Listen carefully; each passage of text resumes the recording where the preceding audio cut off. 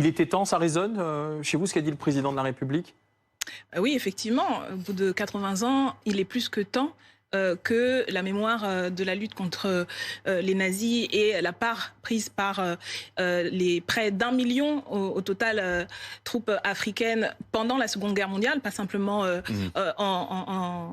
en Provence, mais sur tous les terrains en fait de la guerre et troupes coloniales, troupes des Caraïbes et de tous les empires coloniaux français, anglais, néerlandais ont participé effectivement à cette lutte et ont trop souvent été invisibilisés, y compris visuellement. Vous savez que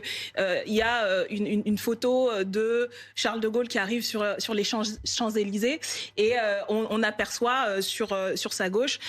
un héros de la résistance qui s'appelle George Duxon. J'ai découvert son existence cet été puisque personne m'a transmis un très bon article qui parle de cela. Et en fait, c'est une exception parce que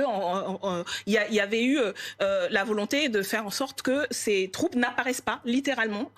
au moment de la libération, alors qu'elles avaient pris leur part. Donc, il y a une nécessité que dans l'enseignement de ces moments de l'histoire, qui tient une place importante dans les programmes, il y ait beaucoup plus leur présence qui soit relatée et l'apport de ces troupes. Et aussi, en plus de l'invisibilisation, je pense, parce que ça va être aussi en décembre prochain une commémoration importante au Sénégal, il y a eu une répression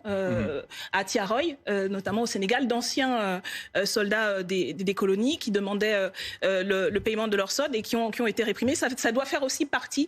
des processus de commémoration et de reconnaissance historique de notre pays.